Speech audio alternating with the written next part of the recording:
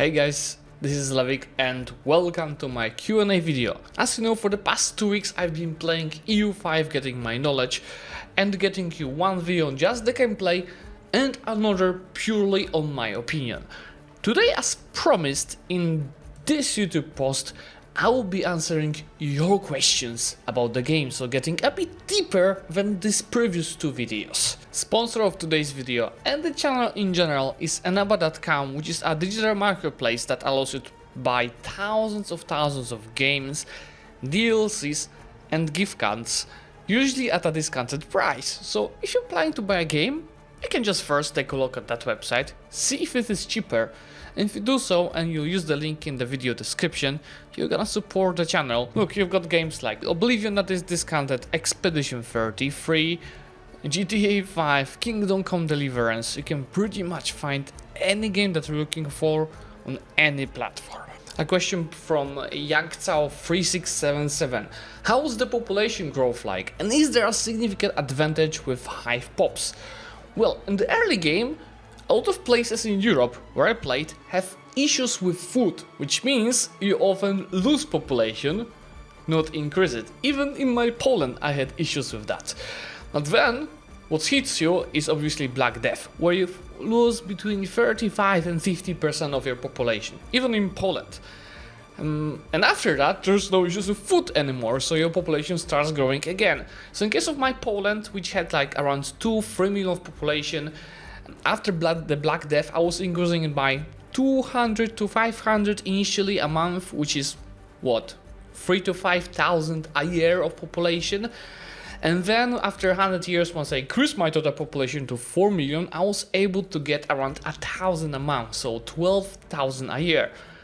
Unless you get a parliament when there's a possible agenda for that parliament to conduct a census, which is increasing your growth by 3x. So I was getting even 3,500 a month for the duration of the parliament, so around a year, and that's 30,000 population in 1 year. So you can get it nice, but what's important, you need to grow your population in the locations that you actually control, because otherwise most of the money and taxation, production, it is just going to your estates. You're not gonna get much out of this. So yes, high pops are great because you have hands to work in your buildings. You can get more buildings, they can produce more, so you can sell more in the trade, but only if you have high control of that province and you have enough food being produced to feed these people. Two questions coming from Super Kittenator. First one, are there mechanics to prevent doom stacks aside from attrition?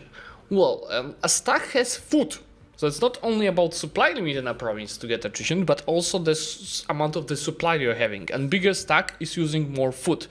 Especially if you're not fighting in your own provinces but you're going abroad, this is becoming a problem for big stacks. But a bigger factor here, a bigger mechanic, is morale, because the bigger stack you have, at one point your morale starts dropping a lot with every location you move with a doom stack. So for example, early game doom stack will be like 10-15k, and you just go 2 locations and your half of your morale is gone. So that prevents doom stacking a lot. And for your second question, so do countries that do not have special flavor treatment feel like they are being left behind by countries that get special treatment? Can't answer that question yet. I only played mostly Poland, a bit of Eastern Roman Empire, a bit of Florence and a bit of Pope. And these 4 nations did have nice content, didn't try the rest yet, too little time. Muratu Nur Limas is asking if countries are having their unique mission trees. Well, they don't have mission trees at all right now, because apparently there were mission trees and they were mentioned a little bit in the dev diaries that they'll be like Imperator Rome, but Paradox, before giving us access, actually turned them off and decided to rework because they weren't happy with the results, which is again a good approach because they want to make it work for the release. And we don't know if there will be specific content for the countries in the mission trees. My expectation is that there might be not, or only for few countries. So instead we get the flavor that I was showing you in the videos, which is lots of events, lots of advances, lots of guarantee forms and privileges. Ratification is asking what kind of deals you hope to see.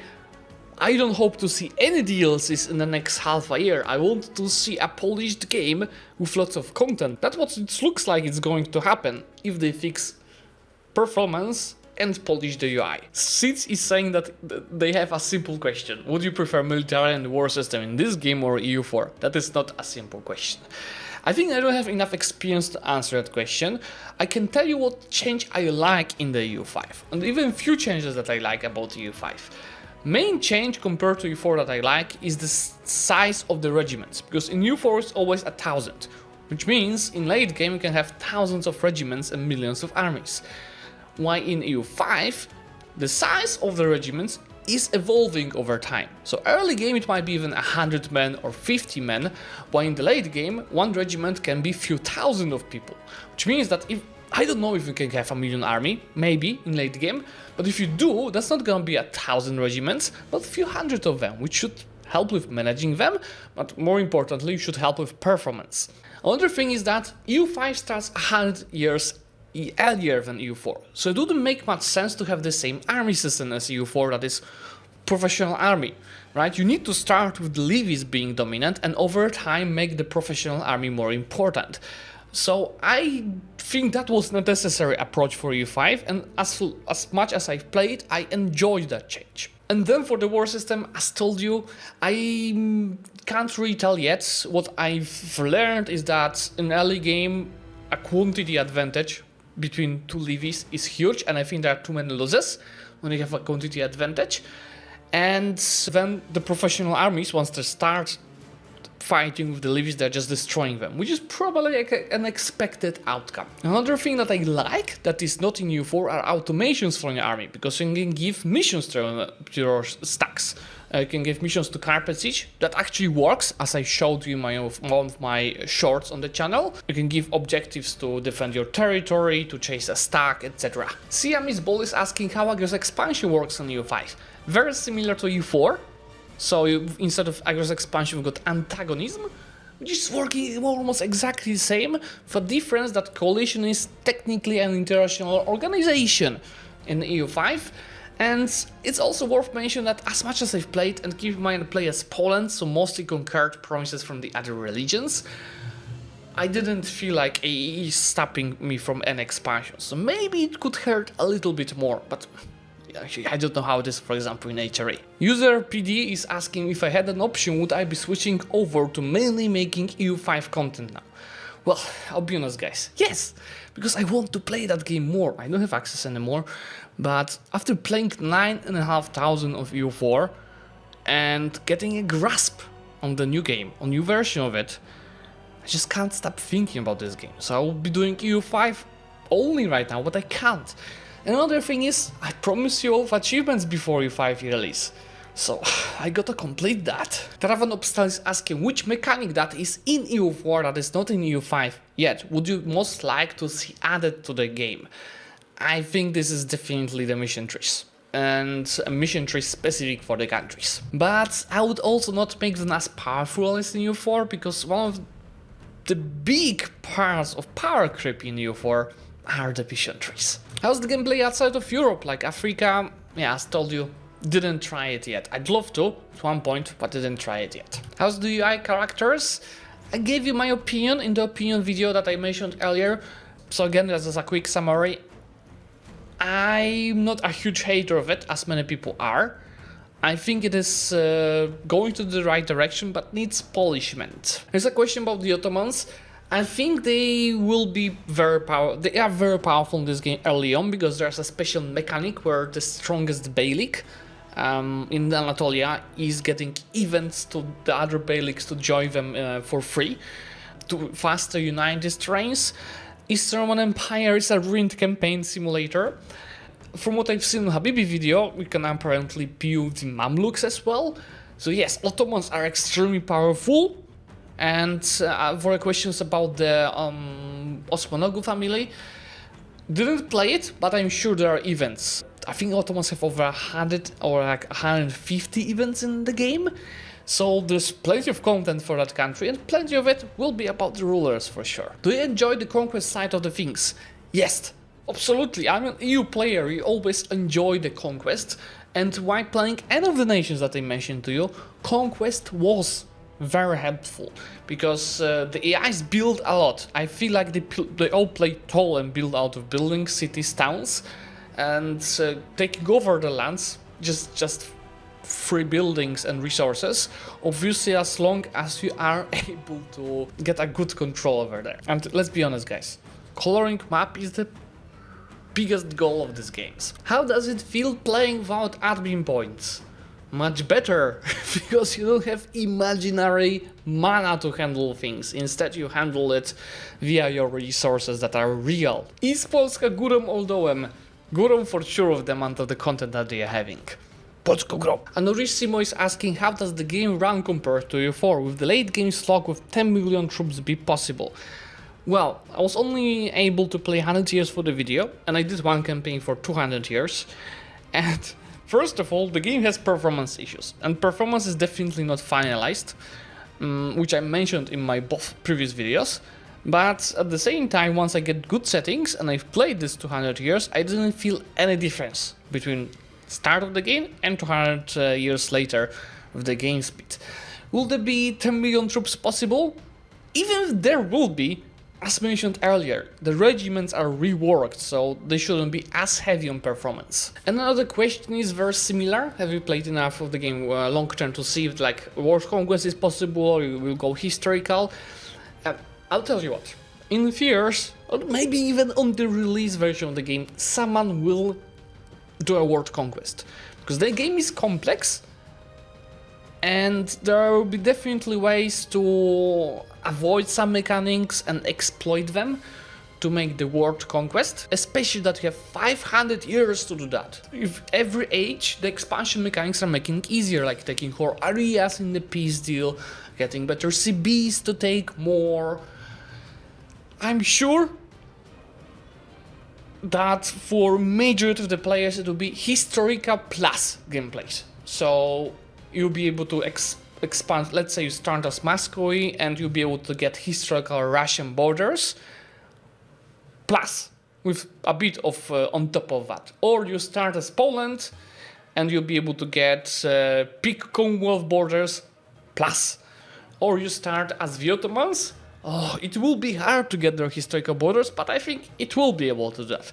World conquest, probably some people will be able to do that, but 99.9% people, I don't think so. I don't know right now how the world conquest will be possible, but as told you, I only played 200 out of 500 years. Advance is asking how good and depth is the nation building aspect. I heard that they focus on that. And do you know if they want to improve on that even more in the future? I'll tell you what. I think it is so deep, it might be too deep for some of the players, because you have over 100 of the buildings, you can micromanage it a lot for every location, you've got so much of the trading that you can do yourself. So I'll mention a few things for that. First of all, I think it's good, because if you want to play tall and micromanage and just build up, and just play around with the trade and production, you can do that. And you can spend all your time on it without any diplomacy and wars. At the same time, if you don't want to do that at all, you can use an automation, which is still work in progress, but when I played, the automations worked pretty good for both buildings and trade, at least for Poland. And at the same time, if you want to play somewhere in the middle, like, oh, I want this few goods to be traded, and you can just automate part of your trade or trade for a specific trade node. And same for buildings, if you plan, okay, now I don't want AI to handle my buildings, I want to stop it, and I want buildings for control. I want to build roads, I want to build buildings for the manpower. AI builds a lot of buildings for manpower as well for you, even if you automate it. So these are the good parts. What I'm worried about, based on what I played, is that even after 100 years, you get so much money, so much trade capacity, and so many locations that even if I wanted to, I wouldn't be really able to micromanage it all. Like, I had 60 trade routes for my trade. So maybe scaling is a bit too fast of your economy, or there's too big of a choice of all of this. It's something for the Paragus to definitely rework, maybe not even rework, more like a rebalance before the release? This is a good question from Mr. Person. Do the handful of technologies that nations get make up for mission trees and national ideas in terms of having unique flavor? To me, it looks like all nations are going to be almost identical, like Victoria 3 and CK3. Well, first of all, there are also, I feel like, more events, and the events are more impactful than they are in EU4. Like, as Poland, I had an event for union with Księstwo Halickie, for people that complain me to saying it in English. Or I had an event for union with Lithuania. Or once I conquered the Teutons, I had an event to release them as a subject. These were really big events impacting and helping me out with the gameplay. And the stuff that in EU4 is usually in the mission tree, right? So that's one part. It is made up via events a lot. Poland has 70 of them. Then the advances, most of the nations, the big nations, and they expect to get, I think, have 18 nations with the big amount of the advances. There are more of them than the national ideas bonuses for these biggest nations. Like Poland had 20 of them, right? And so you have more bonuses, and more importantly, the biggest issue of national ideas in EU4 is that you finish them by 1550, or even earlier if you are a good player. Which means, then for the last 300 years of the gameplay, you don't have any incentive to keep playing and unlock some new bonuses. With advances in EU5, you have them through whole game. Oh, I for example want to play, I don't remember, I think use Age of Absolute for Poland to unlock Advanced Winged Hussars, or Age of Reformation to unlock the Winged Hussars, or some other cool bonuses just to play that long in the game. So, having all of this in mind, I think the advances are definitely making up for national ideas, and even for myself that's an improvement because of that long-term bonuses. Events are making up a little bit for the mission trees, but definitely not for the whole mission trees. Answering the previous question, there will be mission trees in game, and long-term they will definitely be bringing a lot of content. How much on release? We'll get to know soon the talks, I assume. Hi Zlewikk, do you feel like the battles are too one-sided? Yes, that's the comment that I made earlier. If you have a quoting advantage over enemy, levies versus levies, you're like sure to win that battle. I don't think it should be that much. At least even if you're sure, because there should be still some randomness from the rolls, and the generals should be impactful. And then, even if you win, it shouldn't be like you send 8,000 versus 5,000 troops, and this 5,000 guys, 4,000 of them die, while from your 7,000, 300 guys die. That doesn't make much sense, even from the gameplay perspective. I think like it is too harsh, because obviously I only had 30 minutes of footage, so I couldn't show you all of my wars. But I had wars when I lost this kind of battles, and I was fucked up for the whole war, or I had to rent mercenaries because of this kind of scenarios. And then the move from levies to standing army, it is a good system. The question is, if, as you said, the standing army isn't it a bit too good compared to levies? Zlewikk is asking if there is mechanic like client states in EU5. Like, can you customize vassals to any extent? Well, the client states didn't allow you to customize much, right? It was just color, name, flag, maybe government type of your client state, and you only unlock them on Tech 23, so late game. I don't know if there are client states unlocked via advances in EU5, didn't play that much, but what I know is you can release subjects out of yourself, and unlike in EU4, in EU5 you can make a subject out of any location in your country, probably outside the capital, but if you wanted as Poland to make Gdańsk a subject of yours, you can do that. So it is kinda there, just with a different mechanic. Dervapla is asking, will EU5 be playable not as powerful device, or do I need the newest hardware to make the game playable?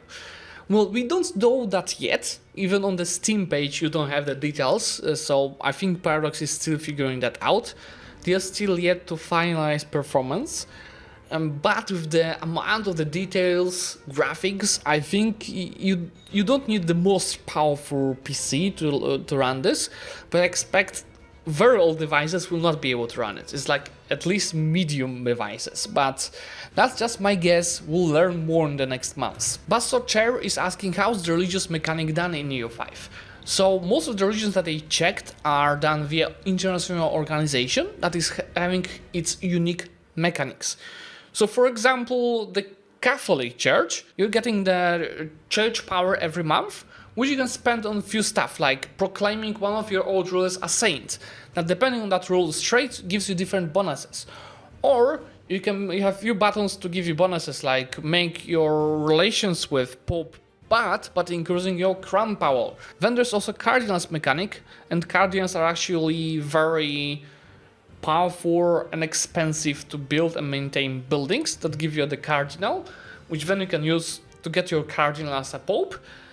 And there are crusades as well in the game, and I don't know much more because I'll be honest, I didn't play that much deep with the Catholic Church. The various Protestant churches, and there's plenty of them, I think it depends between them, but they have similar fervor and buttons like Protestant, I think, in EU4, but that's more like what I read in the Teen Talks.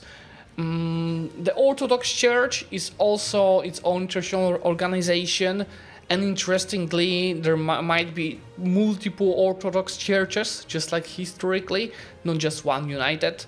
That's pretty cool, but yeah, that's pretty much what I know so far. There will be definitely many more religions in EU5 and EU4,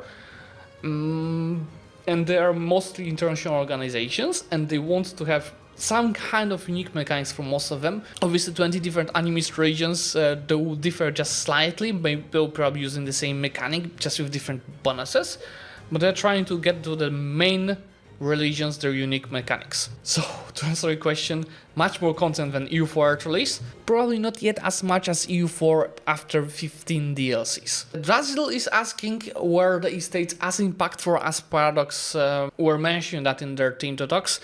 Well, yeah, my 30 minutes video it was 30 minutes video, so I couldn't show you all. But few things based on my Poland experience. Estates are impactful. You have to keep in mind that even if you feel that trade is powerful, because you see 300 income from trade, but trade also has its expense, right? So from my 500 income in the end, maybe 300 was from trade, but it was having 170 of cost, so only 130 positive balance was coming from trade. So it was kind of similar to the taxes in the end and the other sources of income. And my Poland became a trading nation mostly after getting Pomerania from the Teutonic Order. That was the biggest impact for us, because we could start trading with Amber, which is a very good source to have in the game. The estates. The issue is that Poland has a disaster for nobility that is decreasing all of the estates' equilibrium, so I couldn't really tax that much the estates. So actually they were impactful enough to limit my taxation of them. That's why I didn't earn as much as I could from the taxation. The equilibrium of the estates' loyalty and the tax are very much linked to each other. Then if the estates are disloyal, they will rebel. And I had at least 2 civil wars where nobility was released itself as half of my country to fight with me. One thing that we could mention about this wars is that they didn't have enough armies to actually compete with me. So it was just rather half a year of sitting them down and pain getting the power back. And while for the other states, I just usually tried keeping them loyal by not taking too many tax transfers from them. I think the big impact of the states in the game is like how many privileges they have. And the big thing is that it's not often also related to your actions, because most of the big nations start with many privileges taken. And some of them hurt, like for example, Poland starts with the burgher's privilege that gives you -5 control in all of the locations. And cancelling a privilege, at least in early game, is 60 stability. And stability is from -100 to 100, so it does hurt. I felt that estates were more impactful than EU4, for sure, but it wasn't like they were running my country. Oh yeah, another thing. In all of the parliaments, to make the estates actually vote for my agenda, I needed to give them stuff, which is like diets from EU4. And usually, because of that, I was letting them control my society vows as much as they wanted, just to let me pass my agenda for for the parliament, and giving these diets is usually also taking your stability. So I was kind of paying these estates a lot because stability costs a lot to increase over time. Otos is asking, do countries tend to blob or explode quickly? I actually think that AIs didn't blob much, at least in Europe. Definitely Ottomans was underwhelming in all of my games, that didn't expand almost at all. France always expanded a lot and kicked England ass, and to the point where by the end of my game they are having twice or even almost thrice the population of England. So they do expand a bit, but not much, which I assume is expected, right, in this part of the game. Who expands a lot in early game, and it is expected, are the Hordes. I didn't play them, but from what I've seen, they have a special war type where occupying a province is also taking them over, like synthetics in EU4. So that's super powerful, but at the same time, if they start losing a war, it is also as easy for them to lose these lands, even to the non-hordes. I saw Bulgaria fully annexing Golden Horde, but then obviously just exploding to rebels. There's a question about Rome and its pops. As told you, I played as the Papal said, but I can't really remember how many pops Rome had. It didn't have many.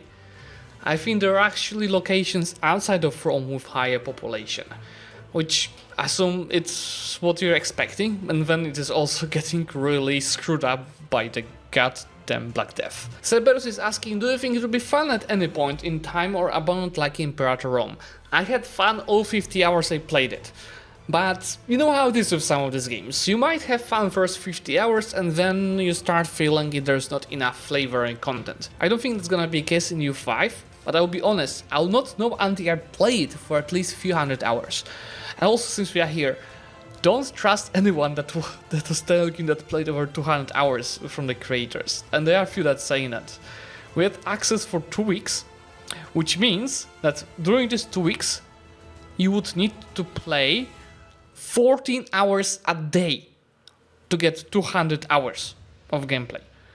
Which, if we assume you sleeping 8 hours a day, leaves you 2 hours for do anything outside of playing game. 100-ish to double. More, I don't think so. It's never gonna be abandoned like Imperator. There's zero chance for it. There's a negative chance of it. Because EU is a flagship title for Paradox. And that's not something they would abandon. If they would screw it up, they would be fixing it until it is working. But let's be honest. You saw the game so far. It is not in a state to abandon. And also the issue of Imperator Rome, it was done by a few devs in half a year. While EU5 is being worked on for 5 years already. Obviously some of the devs were doing EU4 in the meantime. That's also a completely different scenario than we had with Imperator Rome.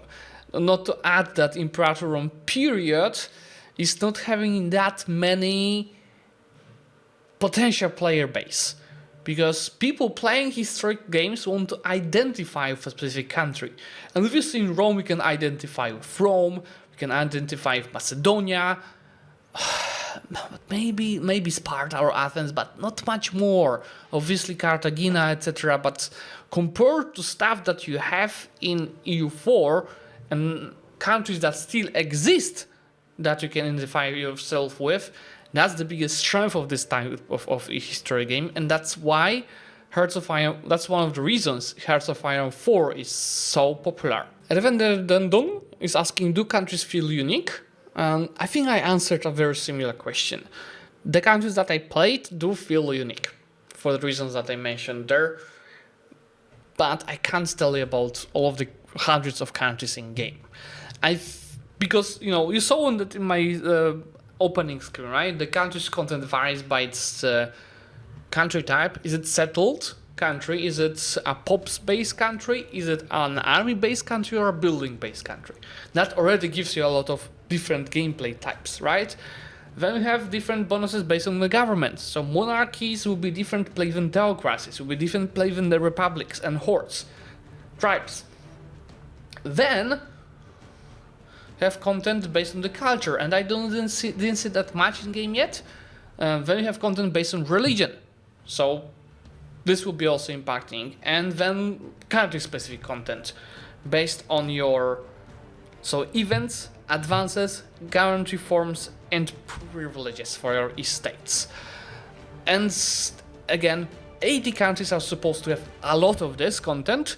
Then there will be a big chunk of countries that will be having a little bit. And then obviously there will be non-important minors with just content based on this first few types that I mentioned to you. So I'm pretty sure, 90% sure, that's this is not gonna be like victory free, that we will be feeling that all countries are the same. Or it was also partly an issue of Imperator Rome after playing all the major countries. But it's not like all of the hundreds of countries will have only unique content. Very good question. Pathetic. Did your decision making feel as impactful in EU5 as in EU4? Worries about all the automation and granulation of mechanics? Absolutely. And it was actually very refreshing after so many years in EU4 that I had to try a lot to make the countries improve. It was improving slowly but very visibly.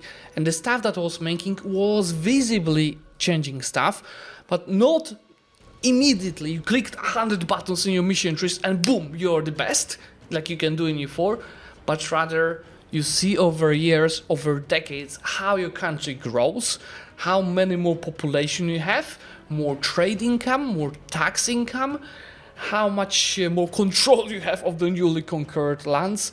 You feel it. A moment that I liked, and that will be answering some of the other questions, like in my first playthrough, before I discovered that you can accept cultures, I was trying to convert pops in the provinces to my main culture, and I could see that, because province has like 4 or 5 locations, I could see one location converted, then the other. Once 50% of the pops in the location is within the new culture, it converts as main culture to that culture that you're converting to. And interestingly, I didn't check it, but I think you can convert either to any culture in your country via the cabinet actions or to accepted cultures.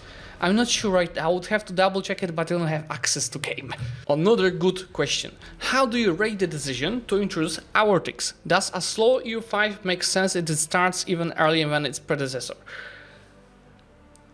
So first of all, a bit of background. In EU5, you've got an aortics, but the day is going between, I think, was 9 or 8 a.m. and 6 p.m., pretending that armies don't do stuff at night. It just makes sense from the gaming perspective, even though some people are crying, oh, we're moving at night. It's just for the game perspective. More aortics would be problematic. I'll tell you what, with that many locations, they had to do that, because going between some of the locations for a day didn't make any sense. So they had to introduce the aortics. But at the same time, you only feel the aortics in speed 1 to 3. On speed 4 and 5, you pretty much only see days. You don't see the hours going on. You just feel like it's speed 4 and 5 in EU5, and it's actually the speed of speed 4 and 5. It's similar to EU4, and even the speed, like how many days are passing on speed 4 and 5, is very similar to what I remember in EU4. Like, for example, sometimes you want to slow down speed to 2 to see the actual battle, how it's going on, seeing all of the movements over there, the losses, and you do see the aortics then, and it is making sense then. So, as long as speed 4 and 5 are not slower than in EU4, makes total sense, for the reasons that I mentioned earlier. What's the weirdest thing you saw the AI do with no player involvement? Hussite, HRAs. Okay, I was very much focused on playing my own nations, but definitely the weirdest things are happening around Golden Horde, with it conquering randomly stuff, like getting Moldavia, and more likely it being eaten by random nations, like the Bulgaria nations to you, or it being exploding to 10 different tags that I've never heard of before. Like, I think there's Bakhmut in the screenshot that I shared with you and for the end of my campaign. The weirdest thing that I've seen was with my involvement, well, with little my involvement. Because on my first playthrough, when I played, I never got Union of Krevo, which should start the union with Lithuania. And it's because Kazimierz the Great, he died early, before 1370. But on my second plan playthrough, third actually, because second I didn't, I just played just opening moves. My third Poland playthrough, Kazimierz the Great lived past 1370, and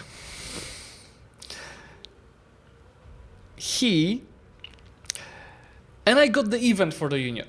But the issue is, he married, yes, a person from Lithuania, but I was a king of Lithuania. So I had a gay marriage leading the union. I think that was my second playthrough. And that is because the event was written wrongly, and was looking for the two characters from two countries being either same dynasty or same sex, instead of being the opposite. But it's obviously be fixed for the release. Anful is asking, doesn't it feel more like Victoria 4 than EU4? Too much micro, less fun to play. Let's be honest, in Victoria you only, like, majority of your thing that you do is trade and production. At least when I play Victoria, I have like 100 hours. When in EU, it might take some of your time, but if you don't want to do it, you just automate it and just do diplomacy, wars, and the other fun stuff. So it doesn't feel at all like Victoria 4. I mean, if you want, you can play it kind of like Victoria, just focus on the trade and buildings. And just from the amount of hours I've played in both games, I like the system in EU5 more. But if you don't want that, you don't have to.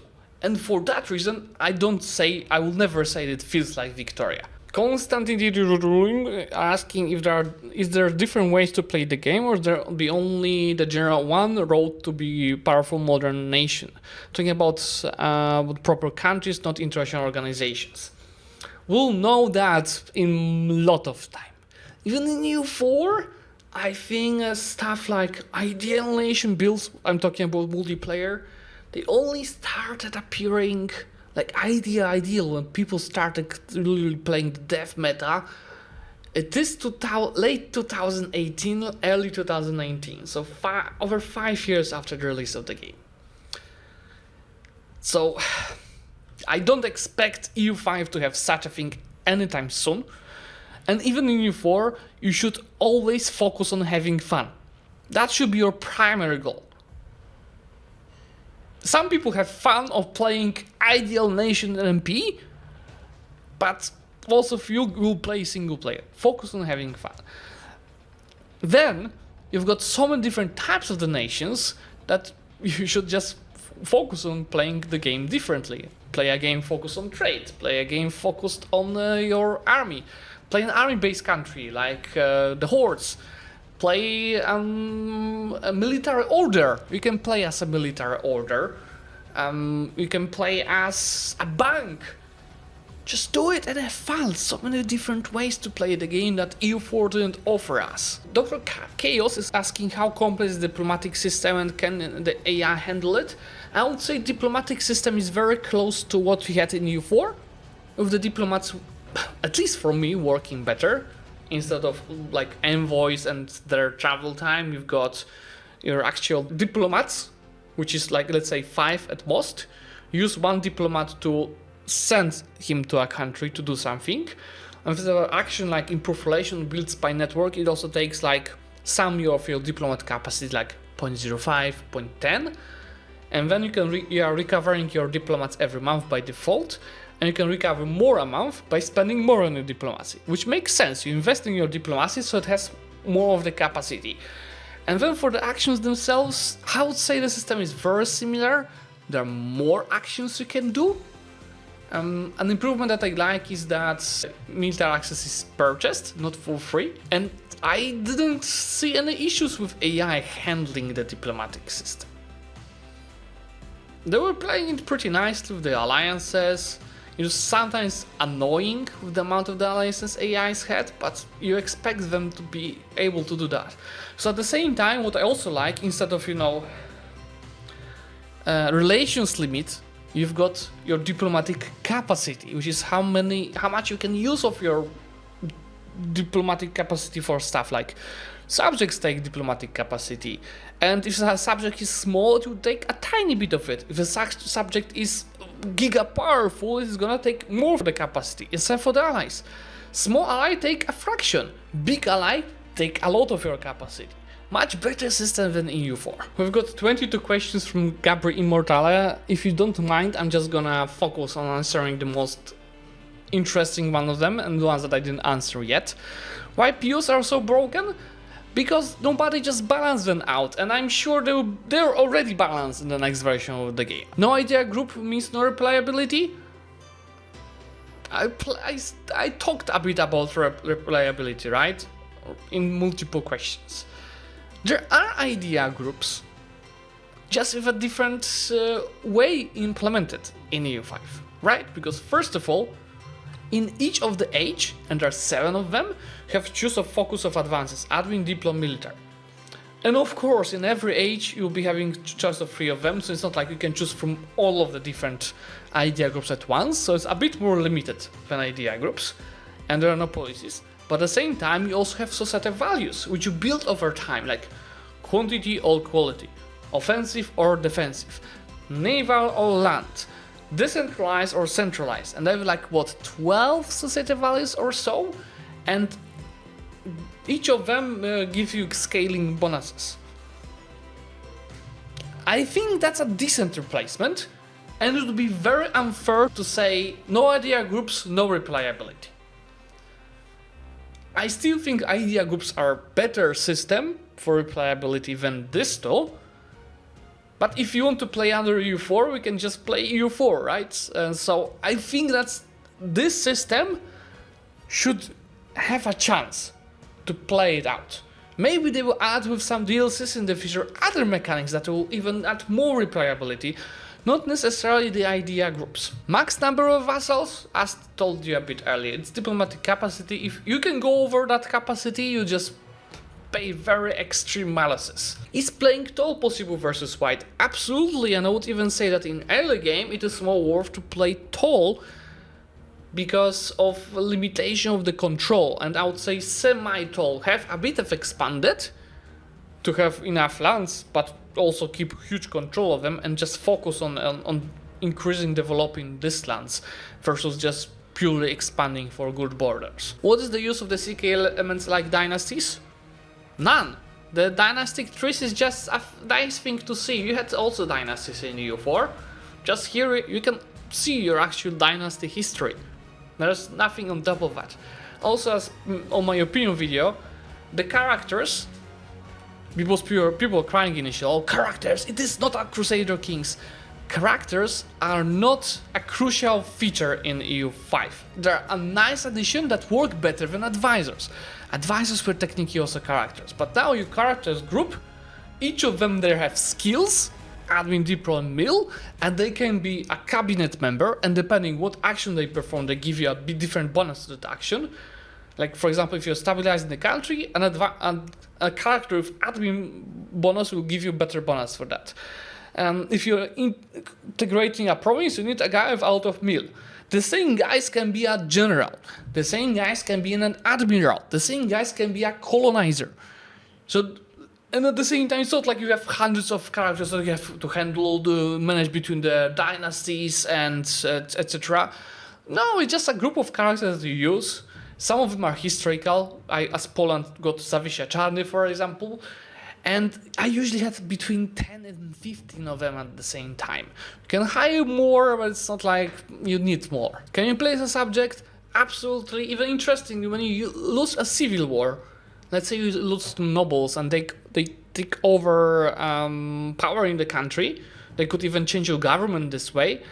You have 2 buttons to choose. Okay, I lost, or continue playing as that new country. Gov Cap, there's no Gov Cap. Control limits you a lot, and integrating provinces, which takes a lot of time, 20 to 30 years, and again, a province has multiple locations. You need cabinet members to perform that. Obviously, if you don't have a location province integrated, it's not like you're gonna die from overextension. Instead, you just don't have control of this, so they give you shit, and they will rebel every 20 or so years. And remember, rebels of separatists, they create a country when they start a rebellion, and they might call in the allies.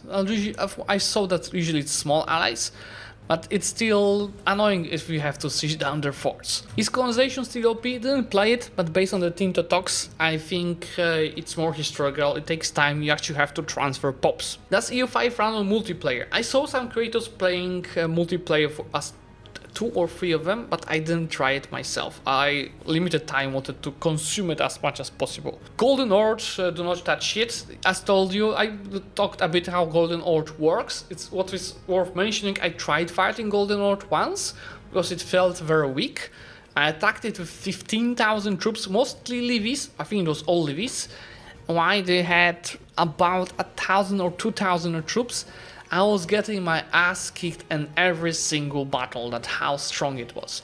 So at one point I was able to wipe all their armies and occupy most of the provinces, which took a lot of time. But I couldn't win the war because they had 50 war score from winning battles and 20 war score from taking war score for winning battles. So I had to white piece them in the end. Is the same color subjects a toggleable function? Absolutely. You have a choice between subjects, your name being over the subject's name.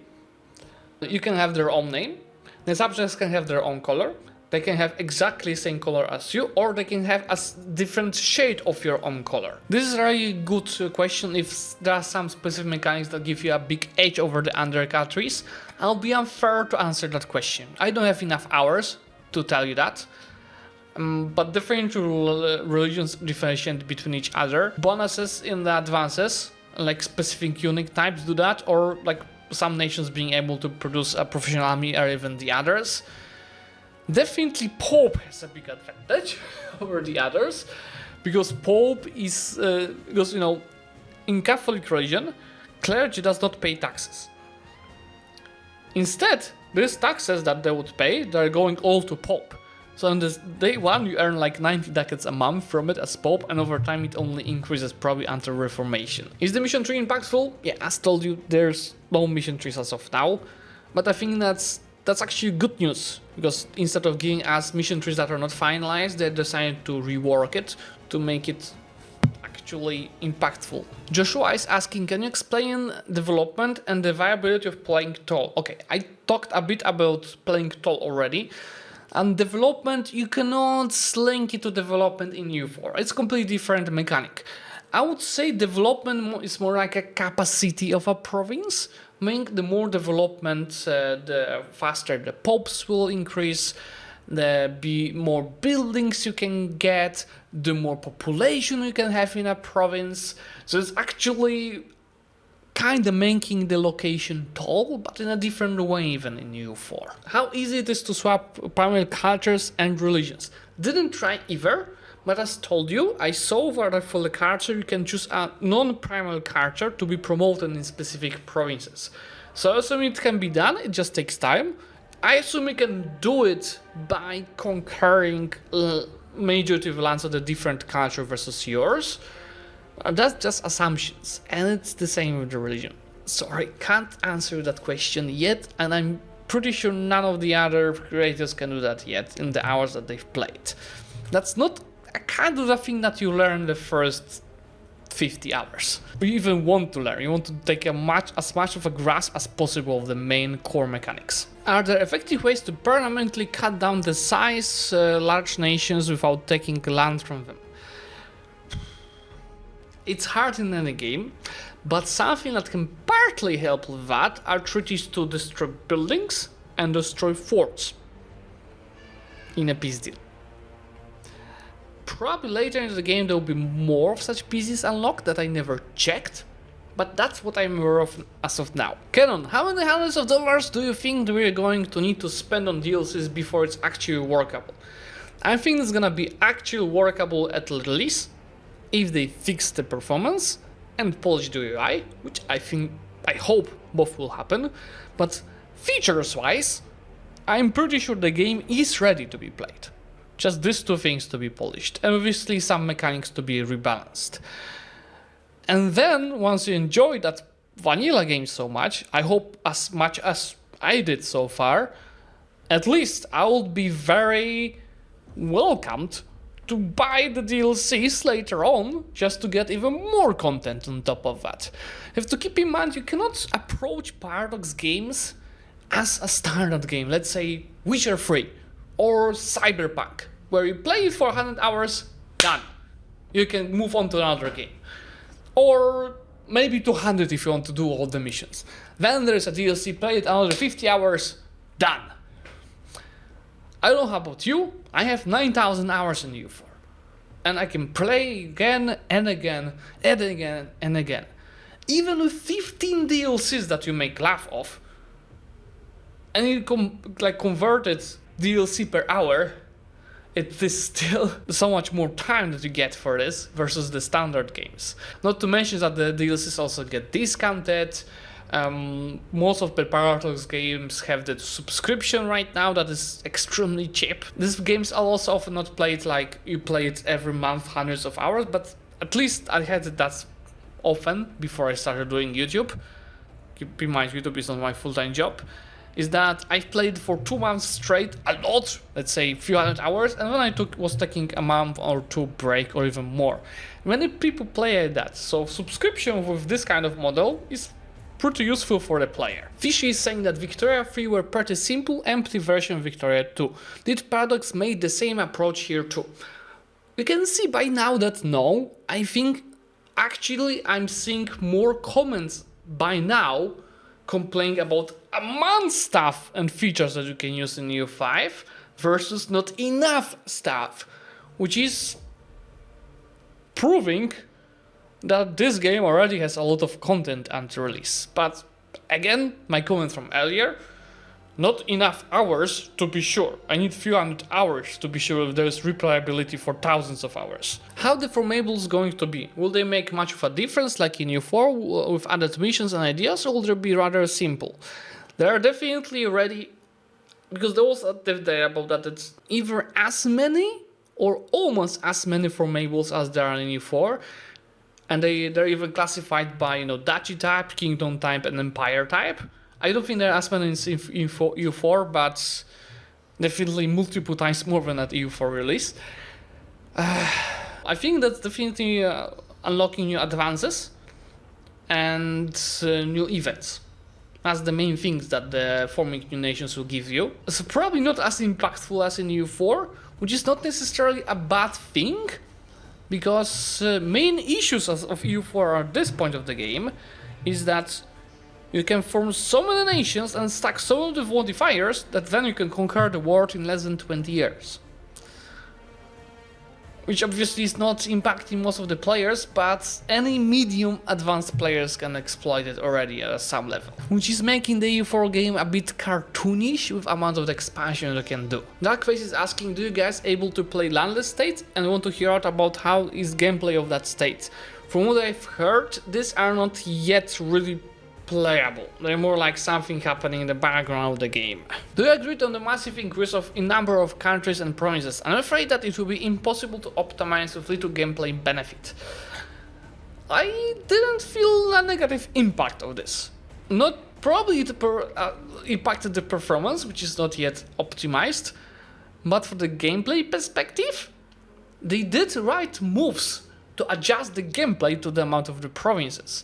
And it felt really natural to increase the amount of the locations in EU5 compared to EU4. Like, you've got the hour ticks that we already discussed, right? You've got the automations, because, manually catching a stack of an enemy would be pain. But if you right-click on an enemy army, your army is gonna go and follow that army until they catch them in the battle, unless they disappear in fog of war. You've got the automations to carpet siege, or simply defend your territory. So they made moves to make it nice. Same with the sieges. If there's no fort in a province, sieging copy of the province will also get you all of the locations in the province occupied. Sieging a fort will get you all of the provinces that this fort controlled occupied. All of these changes that make war for the gameplay perspective. And for the last comment, the mechanics will look cool on paper, but they're very bloated, and if the AI will post no further replay, what's the point of all this depth if you can't just steamroll it? I didn't feel like I could streamroll AIs. Actually the opposite. When I was looking at my country, my income, my control, my amount of the cities and towns, I felt like my Poland is very much behind Western Europe. Like Bohemia just next by, They were having, I was telling that in my last video, right? 70% of the locations were towns, 5% were cities, because you have a ruler, town and city, and there are not that many of them at the start of the game. That was Bohemia after 100 years. While my Poland, I had like 20 locations that were towns, maybe a bit more, because I conquered some, and not a single city. I felt actually that these AIs were performing better than me in build-up. Like also incomes, I couldn't see the balance because the ledger is only showing income, but I saw France with 1.5 thousand income, I had 500. So I think, and that's me with 50 hours of experience and knowing the mechanics from the Tinto Talks, right? So my also learning curve will be a bit faster than a standard player. So having this in mind, I think the AIs, at least so far, are doing a fairly well job. Obviously, a player of 2000 hours will probably know ways to steamroll the AI, but you can't scale as fast and expand as much as in EU4 to really use that. I think another question from Joshua. Do you believe that EU5 will have sufficient content flavor that the vast majority will immediately transition to it rather than play EU4 for a while after release until it catches up? There will be two parts of that answer. I think it will be having a lot of content and flavor, but even if it had all of the content in the world, worth 15 DLCs, there will be always a big group of people that will stay on EU4. First of all, because people love EU4 so much, they have hundreds and thousands of hours to it. They'll keep playing it, even with a new game. Second of all, if you look at the examples from the industry, like when you had C5, 6, and 7, right? Like how the player base was splitting and other games. And also looking at how some people are reacting to UI of the game or having characters. How can you have a character, a 3D character portrait in the game? Based on these comments, I'm sure there will be plenty of people that will stay at EU4. They will stay also with CK2 and 3, right? There will be plenty of people that will stay on EU4. But I'm very hopeful that a big chunk of people will move to EU5. And hopefully also many people will decide to try it out for the first time without playing EU4 as an expansion of the game. I have an impression that EU5 will have a higher focus on internal gestion rather than non-stop expansion. Is that true, or how viable playing tool is in this game? I talked about playing tool a bit, and I give also similar answer to another question. You can play however you want. You can play tall, you can play wide, you can play both, you can play a bit of one and another. It's all up to you. The game just gives you more of a choice. Because in EU4, if you wanted to play it all, it was just clicking buttons, building buildings, you were running out of the building slots quickly. Here, if you want to play it all, you have the tools to do that. There's a point about legendary readers. I don't remember by now, but I think it was mentioned that AIs will not always pick the legendary readers, and it's more like a tool for the players. But I didn't play with it at all. That's only my Tinto Talks knowledge. Questions about the diplomats. First of all, if I feel that spending on diplomat for each action is a bit too much, you can run out of it to even ask for military access. If you pay full money for just a month for your diplomacy, you'll be getting like 0.3 a month. So in the worst case, you might just need to wait a bit. In most of the situations, you'll be having 3-4 diplomats saved, so you can perform a lot while recovering one diplomat every 3-4 months by just spending a bit more of money on it when needed. So it doesn't feel like diplomats are a bottleneck at any point of the campaign. I had a campaign, so I had to wait a month or two for them to recover, but it's not big of an impact. And I believe for your second question, if you can buy a food access, I think you can. Yeah, I'm pretty sure you can buy military access and food access in the country. Can you co-op a nation? I don't know. That would be actually cool. And also, what level there is information overload? I know the game is complicated, I am excited for it, but just want to know the general feel. I could play the game just pretty much after 30 minutes. It just first 30 minutes understanding in UI where is what. Obviously had a better knowledge thanks to seeing the Tinto Talks. So a player that never did it but played previous EUs would need some time to learn it. There will be a lot of things that are the same, they're placed in the same parts of the screen, work similarly. There is obviously lots of information because this game is supposed to be played for hundreds and thousands of hours, right? That's the goal. So you will need some time to take at least the basics. I think the new players will need at least 50 hours to know the basics, which was the same with EU4 and similar games. Copywriter is saying that it seems to me that from multiple videos I watch, you can start earning money in the game quite quickly, even the reasonably sized nations. Do you think you ever struggled with your economy during the playthrough? The Black Death did impact your income, but it wasn't nation ruining. Well, most of the creators played actually big countries, right? So they were supposed to scale a bit faster. Another thing is that you should, when you're looking at economy in the EU5, you shouldn't look at the numbers from EU4, because the numbers inflate faster in that game, which is not necessarily a bad thing. There's still a lot you have to spend your money on. I think trade could be nerfed a bit. Yes, you can start earning money a lot from it as well. But another interesting thing is when I played that 200 years campaign, that was my first campaign ever. I was bad in it. Stuff gets expensive later on. Like legitimacy costs a lot. Diplomacy, even at 0, costs a lot. Paying artists for prestige costs a lot. Standing armies is goddamn expensive. So just the economy numbers, they scale differently in EU5 versus EU4. So maybe first decades, scaling is a bit too fast. And I don't know about later on. Probably you scale a bit too fast, and that's just something to tweak in the numbers to rebalance. Because it starts too early compared to EU4, I'm worried that a lot of nations might not go historical path. Does the game have enough mechanisms to century countries on historical way? Really good point. Interestingly, when you're setting up the game, you have many options to, first of all, should AI go historical, non-historical? A bit like you have in Hearts of Iron. Do you allow the AIs to form non-historical path of the tax? So do AIs tend to go and form nations they historically formed, or could form that region, or do they form anything that they can, even silly nations?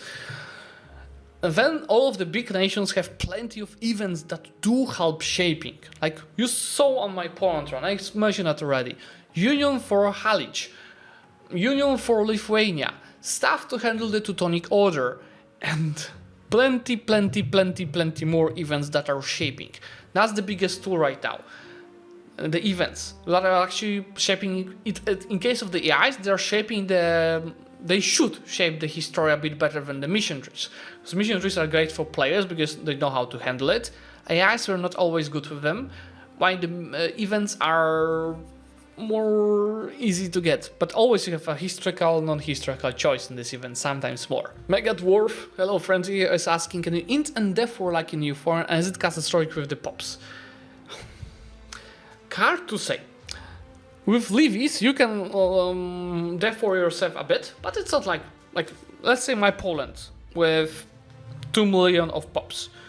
Levies is 18,000, and how levies worked is that when you recruit the levies, this 18,000, they're taken from your pops. During the war, the levies are generally not recovering, only professional armies.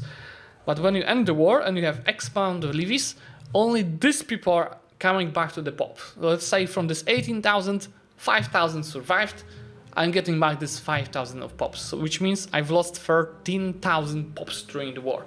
Which, when I mentioned to you like how fast the population is growing, it might have some impact, but it's not like enormous. Dortuk is saying that in EU4 AI armies often wandered into illogical locations and do some random things during war. Does EU5 AI actually handle wartime better? What I experienced so far, I found AIs really smart and annoying to fight.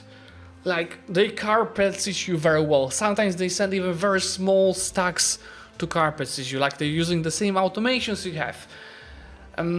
They do attack you out of nowhere with a much bigger army to just wipe your stack. It happened to me so many times. But I'm a newbie player. That might be the reason. But for that level of a skill of a player, the AIs were handling the wars pretty well. The problem is that often, especially versus smaller nations, when you attack them right away, you can just get rid of the army, even carpet siege. Kinda like you could do in EU4, but I still felt it was slower than in EU4. Leila is asking, can you change the settings so it never includes Kingdom of in the map? Yes, I think it was a setting. That's not something I tested myself, but I remember seeing that in the team docs. So it could be Poland or Kingdom of Poland. And Aki is asking about end date. I don't think we have an official end date yet, but there's Age of Revolutions in game and there's Napoleon in game. At least I saw screenshots with like there was something in the team docs about Napoleon. So I can expect either the same end date as in EU4, so 1821, post-Napoleonic Wars, or we might go a step further and play it until Victoria Free Age, so until 1833 is where Victoria Free is starting. That might be also a good potential just to convert the games easier. Merorjan is asking, did it seem to you that expansion is a bit too easy? I watched a few EU4-5 creators and countries are already getting big before 1400s. First of all, compared to EU4. In 100 years, how much I did as Poland? It was historical plus borders. In EU4, in 100 years, if I tried hard, I could have richly half of Europe conquered. Probably even without trying hard. So that's the first difference. Second of all, you have to keep in mind that bigger and historical nations like Poland have ways to expand historically. Like I mentioned in the unions and conquest of the Teutonics, because you had cores there. This stuff helps to expand faster. And also at the same time you have to keep in mind, yes, some best players will be able to expand faster than historical, but that doesn't mean that 90% of the player base that are more casual will be able to do so. And you don't want to limit expansion too much for it to be completely unimpactful and not giving any dopamine to the more casual players. So I think current balance is around the sweet spot. I wouldn't say it's too much on one or the other side. Yeah, I think this is it. I believe I answered like almost 100 of your questions. I'm sorry if your question didn't appear here, but some of them were just questions to the answers that I already gave. But yeah, I hope that this video is helpful for you to understand the current state on EU5, my opinion of it. And again, the game is most likely at least half a year from release, so it's gonna change and rebalance even more. And as soon as I get access again before the release, and I'm sure I will get, I'll be recording more videos on it, and I will at that point also guides. Thanks for watching, guys. If you did enjoy this way over an hour of me talking about EU5, let me know by liking this video and obviously subscribe to the channel to get the knowledge about all of the future EU5 videos. Bye!